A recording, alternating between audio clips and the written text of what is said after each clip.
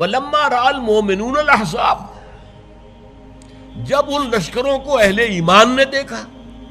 اب دیکھیے ایک ہی سچویشن ہے، اس میں ایک ریئیکشن ہے منافقین کا، ما وعدنا اللہ ورسولہ الا غرورا، اور ایک ریئیکشن اہل ایمان کا ہے، ولما رأى المؤمنون الاحزاب قالوا هذا ما وعدنا اللہ ورسولہ وصدق اللہ ورسولہ.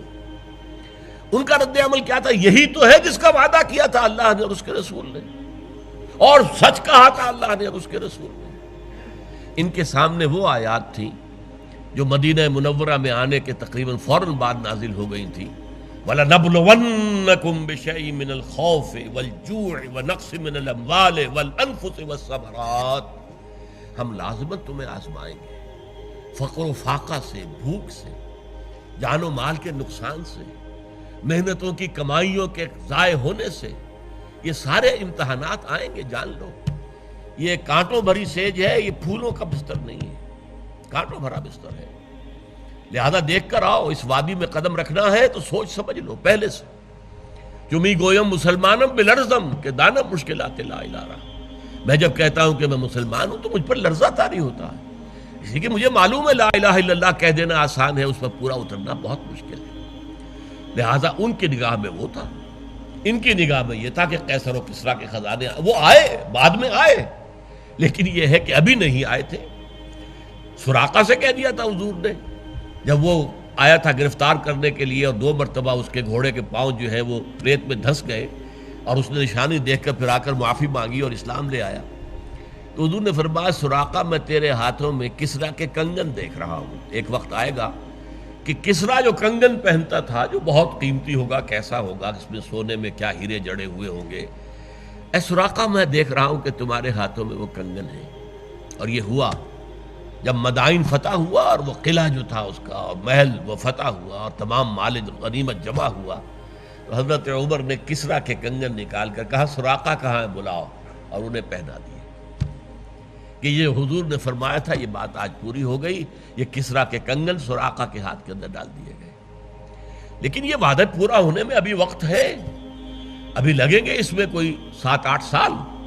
لیکن یہ ہے کہ یہ تو وقت کا معاملہ ہے نا، حقیقت تو نہیں بدلتی اس سے. تو چونکہ ان کے سامنے یہ تھا وَلَنَبْلُوَنَّكُمْ بِشَيْءٍ مِّنَ الْخَوْفِ وَالْجُوعِ، خوف. اب دیکھیے خوف انتہا کو پہنچ گیا غزوہ احزاب کے وقت. جو بھوک کا یہ عالم تھا کہ لوگوں نے جب کہ وہ خندق کھود رہے تھے تو پیٹوں پر پتھر باندھے ہوئے تھے اپنی چادروں سے کس کر، تاکہ کمر دوہری نہ ہو جائے بھوک کے مارے. اور جب حضور سے کہا حضور اب ہمارے لیے ناقابل برداشت ہو گیا ہے یہ فاقہ، دیکھیے ہم نے پتھر باندھے ہوئے ہیں. حضور نے اپنا کرتا مبارک اٹھا کر دکھایا، وہاں 2 پتھر بندھے ہوئے تھے. تو یہ صورتحال اہل ایمان کے اوپر آئی ہے. خوف بھی تھا، بھوک بھی تھی، لیکن ان کی زبانوں پر ترانہ کیا تھا؟ آواز میں لا کر نحن الذین بایعوا محمدا علی الجہاد ما بقینا ابدا. یہ شعر بخاری شریف میں آیا ہے.